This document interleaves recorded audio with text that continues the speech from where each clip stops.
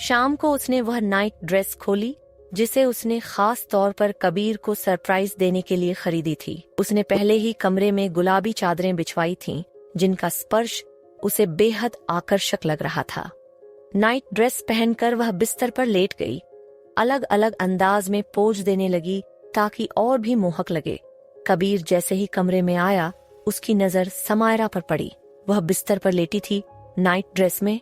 उसके हाथ में एक पंख था जिसे वह धीरे धीरे अपने सीने और गर्दन पर फेर रही थी।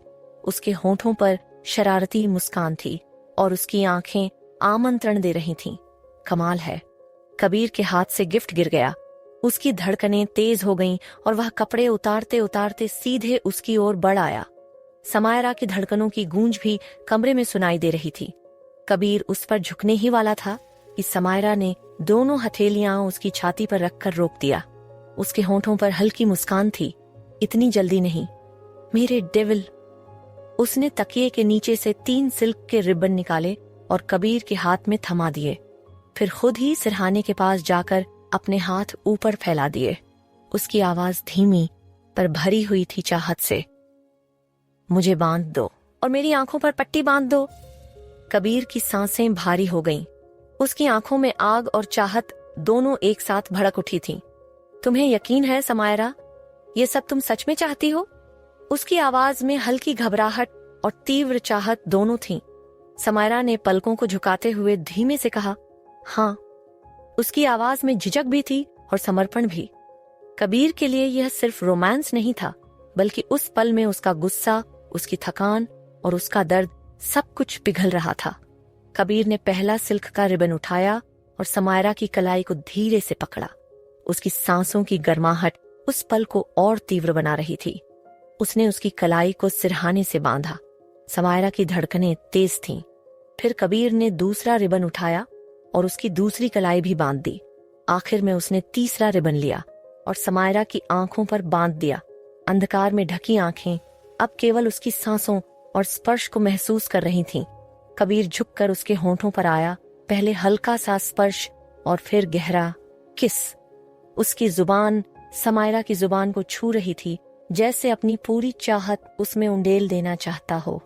फिर उसके होंठ उसकी ठोड़ी से होते हुए गर्दन की नाजुक हड्डी के मोड़ तक उतर आए। वहां उसने अपने होंठ टिकाए और हल्की सी बाइट की। समायरा से एक धीमी सिसकी सी निकली। उसकी सांसें और तेज हो गईं। कबीर ने उसका सीना थाम लिया। उसके हाथ की पकड़ मजबूत थी, लेकिन छूने का अंदाज बेहद नर्म। उसका अंगूठा धीरे धीरे समायरा के उभरे हुए नाजुक हिस्से पर घूमने लगा। समायरा का बदन सिहर उठा और उसके होंठों से हल्की सी कराह निकल गई। उसकी आवाज गहरी थी, मानो हर शब्द आग की तरह जल रहा हो। मैं कौन हूँ? उस सवाल में चाहत भी थी और एक अजीब सी कशिश भी, जैसे वह सिर्फ उसके दिल से जवाब सुनना चाहता हो। कबीर धीरे धीरे समायरा के शरीर पर उतरता गया। हर एक हल्की हल्की चाल उससे एक नई आग जगा रही थी। उसकी हर चाल की लय में समायरा के अंदर एक आग सा दौड़ गया, जो धीरे धीरे उसके पूरे शरीर में फैल रहा था। सांसें तेज थीं, दिल धड़क रहा था। आधे से घायल से आवाज में उसने फुसफुसाया, हबी, गुड गर्ल। कबीर ने अपनी आवाज में नरमी और कड़कपन का एक अजब मिश्रण भरकर कहा। उसने समायरा के गाउन खोलकर उसे धीरे से नीचे किया। गाउन फर्श पर गिर गया और कमरे में सिर्फ हल्की सी सांसों की गूंज थी। कबीर ने पंख से उसके गालों पर सूक्ष्म खरोंच की तरह फेरा। ठंडी सी हवा और उसकी गर्म त्वचा का खेल दोनों एक साथ महसूस हुए। वह पंख गर्दन तक उतरकर फिर सीने पर खो गया, जहां समायरा के वक्ष भारी भारी उठ रहे थे। फिर पंख गिरा और कबीर के होंठ उसकी गर्दन पर टिक गए। एक किस जिसमें चाहत कैद थी। उसकी हथेली धीरे धीरे समायरा के भीतर पहुंची। स्पर्श प्रेमपूर्ण, ध्यान से भरा हुआ, जैसे हर एक कदम से उसका उद्देश्य केवल उसे सुख देना हो। समायरा कांपी, उसकी धड़कन तेज हुई और उसकी आंखें, जो पट्टी से ढकी थीं, बस महसूस कर रही थीं हर स्पर्श, हर सांस, हर शब्द। कबीर ने धीरे से पूछा, उसकी आवाज में कड़कपन के साथ एक नर्म सी तड़प, मैं किसका हूं? और समायरा ने सांसों के बीच प्यार और समर्पण की आहट में जवाब दिया, मेरा। उसकी फुसफुसाहट ने कमरे की खामोशी को तोड़ दिया। यूं हबी, आई वॉन्ट यू। कबीर ने उसकी आवाज में कांपती चाहत सुनी। उसकी मुस्कान और गहरी हो गई, जैसे किसी विजेता ने अपने हक का ताज पा लिया हो। वह झुककर उसके कान के पास फुसफुसाया। उसकी गर्म सांसें समायरा की त्वचा को सिहरन से भर रही थीं। तो मांग लो मुझे, पूरे दिल से, पूरी रूह से। उसके शब्दों में आदेश भी था और मोहब्बत भी। समायरा ने अपनी आंखों पर बंधी पट्टी के पीछे होंठ भींच लिए। बंधे हुए हाथ हिल नहीं सकते थे, पर उसका दिल और जिस्म उसकी तड़प बयान कर रहे थे। उसकी हर सांस, हर आह बस कबीर को चाहती थी। वह उसके ऊपर झुक गया। उसका वजन, उसकी गर्माहट समायरा को एहसास दिला रही थी कि वह पूरी तरह उसकी गिरफ्त में है। उसकी धड़कन कबीर की धड़कन से मिल रही थी। तुम मेरी हो, उसने गहरी आवाज में कहा।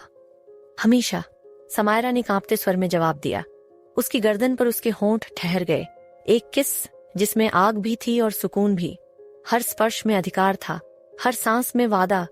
उस पल समायरा को लगा कि वह अब सिर्फ उसका शरीर नहीं, बल्कि अपनी रूह भी कबीर के हवाले कर चुकी है। उसने धीरे धीरे समायरा की आंखों से पट्टी हटाई और उसके हाथ आजाद कर दिए। आजादी मिलते ही उसने कसकर अपने हाथ उसकी गर्दन के चारों ओर डाल दिए, जैसे डर हो कि कहीं वह उससे दूर न हो जाए। उसका बदन थका हुआ था, सांसें भारी थीं, मगर दिल में एक अजीब सुकून और संतोष समा चुका था। कबीर की बाहों में उसे ऐसा लगा जैसे वह दुनिया की सबसे सुरक्षित जगह पर है। कबीर उसके गले से सटकर उसकी खुशबू में डूब गया। उस खुशबू में उसकी पहचान थी, उसका प्यार था। धीमे स्वर में उसने फुसफुसाया, आई लव यू। समायरा की आंखों में चमक आ गई। वह मुस्कुराई और होंठ उसके होंठों से मिले, जैसे बिना शब्दों के ही उसका जवाब दे दिया हो। वह उसके और पास खिसक आया। उनके जिस्म और रूह एक हो गए। उस पल दोनों ने महसूस किया कि अब कोई भी ताकत उन्हें अलग नहीं कर सकती। धीरे धीरे थकान ने उन्हें घेर लिया। कबीर ने उसे अपनी छाती से लगा लिया। उसकी उंगलियां उसके बालों में उलझी हुई थीं। समायरा ने आंखें बंद कर लीं और उसकी धड़कनों की लय में खो गई। वह पल किसी जीत, किसी कसम, किसी अमर मोहब्बत से कम नहीं था। मुझे लगा तुम्हें अच्छा लगेगा। समायरा ने मुस्कुराते हुए वे रेशमी स्कार्फ उठाए जिनसे कबीर ने उसके हाथ बांधे थे। सच तो ये था कि उसे भी ये खेल बहुत अच्छा लगा था, काफी सेक्सी और रोमांचक। कबीर हल्के से मुस्कुराया, हाँ अच्छा लगा। तुम्हें यूं बेबस देखना, लेकिन सच कहूं इसकी जरूरत नहीं है। तुम मेरे लिए काफी हो। बस तुम्हें अपनी बाहों में लेने से ही मेरा दिल तेज धड़कने लगता है। तुम्हारी वो मासूम सी नजरें, वही मुझे पागल कर देती हैं। समायरा शर्माकर बोली, ठीक है, कभी कभी तो कर सकते हैं, लेकिन हब्बी वाली बात उसे भूल जाओ। कबीर हंस पड़ा और उसे कसकर गले लगा लिया, जैसा मेरी एंजल कहे। समायरा की नजर टेबल पर रखे उस बैग पर पड़ी। वैसे उस बैग में क्या था जो तुमने गिरा दिया था? कबीर तुरंत बिस्तर से उठा, बिना कपड़ों के ही, जैसे एकदम बेफिक्र। उसने बैग उठाया और वापस आकर उसके हाथों में थमा दिया। समायरा ने खोला तो अंदर से एक चमकदार मोबाइल फोन निकला। ये मेरे लिए? उसने हैरानी से पूछा। कबीर मुस्कुराया, हाँ, और यहाँ हमारे अलावा कौन है? बहुत अच्छा है, थैंक यू। लेकिन मैंने कभी फोन इस्तेमाल नहीं किया, मुझे तो इसकी समझ भी नहीं है। कबीर उसके पास आया और उसे अपनी गोद में बैठाकर बोला, तो मैं सिखा दूंगा। फिर उसने बड़े प्यार से उसे सिखाना शुरू किया, कैसे ऑन करना है, कैसे उंगली से स्क्रीन स्क्रॉल करना है, फिर कैमरा, रिकॉर्डर, मैसेज भेजना और एप्स का इस्तेमाल, सब कुछ। लगभग 1 घंटे तक उसे पेशेंटली समझाता रहा। मैंने इसमें वो सब नंबर डाल दिए हैं जो तुम्हें जरूरत पड़ सकती है, घर, पुलिस, हॉस्पिटल और मेरे सारे नंबर, चाहे ऑफिस के हों या पर्सनल। समायरा की आंखों में चमक आ गई। वाओ कबीर, ये तो बहुत ही कूल है, thank you so much. Kabir ने उसकी चेहरा पकड़कर सिर थोड़ा पीछे किया और उसके होंठों पर किस कर दिया। वेलकम मेरी एंजल। समायरा ने फोन को घुमाते हुए कहा, थोड़ा टाइम लगेगा मुझे सब याद करने में, लेकिन बताओ, इसमें मैं सेल्फीज भी ले सकती हूं ना? कबीर हंसते हुए बोला, हाँ बिल्कुल। ऐसे फोन उठाओ, ये वाला बटन दबाओ और सेव कर लो, फिर अपनी पिक्चर्स वाली फाइल में जाकर देख सकती हो। मुस्कुराते हुए उसने फोन उठाया और बोली, स्माइल। उसका हाथ उसके गले के चारों ओर आया और गाल से गाल मिलाकर उसने फोटो खींच ली। अब मैं तुम्हें देख सकती हूँ जब तुम मेरे साथ नहीं भी रहोगे। याद रखना, इसे हमेशा अपने पास रखना। हमेशा? लेकिन क्यों? उसने भौहें सिकोड़ते हुए पूछा। हाँ, ताकि जब मैं घर से दूर रहूं तो मैं कभी भी तुमसे बात कर सकूं और तुम भी मुझसे कर सको। वो ये नहीं बताना चाहता था कि उसने इसमें एक ट्रैकिंग डिवाइस लगवाया है। उसे पता था कि अगर वो बता देगा तो वो गुस्सा हो जाएगी और उस पर जासूसी करने का आरोप लगाएगी, जैसे उसे कैद कर रखा हो। तो तुम इसे अपने पास रखोगी? हाँ, अगर ये तुम्हारी इच्छा है तो मैं वादा करती हूँ। अब मैं सच में बहुत थक गई हूँ, क्या हम सो सकते हैं? उसका फोन उठाकर उसने नाइट स्टैंड पर रख दिया। हाँ, तुम्हें तो उस वर्कआउट के बाद बहुत थकान होनी ही है, उसने उसके होंठों पर किस करते हुए कहा और उसे चादर से ढक दिया।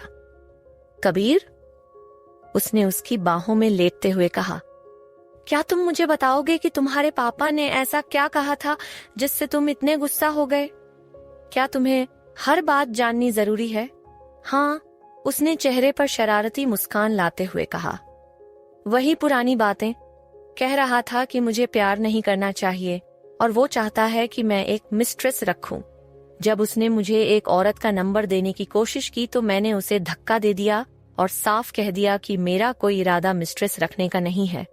मैंने उसे बताया कि तुम मेरे लिए पूरी तरह काफी हो। उसे ये सुनना पसंद नहीं आया। वो उसे धमकी वाली बात नहीं बताने वाला था। मिस्ट्रेस? उसने भयभीत होकर कहा। ये तो बहुत बुरा है। क्या उसके पास भी मिस्ट्रेस है? कबीर जोर से हंस पड़ा। उसने तो सालों में बहुत सारी रखी हैं।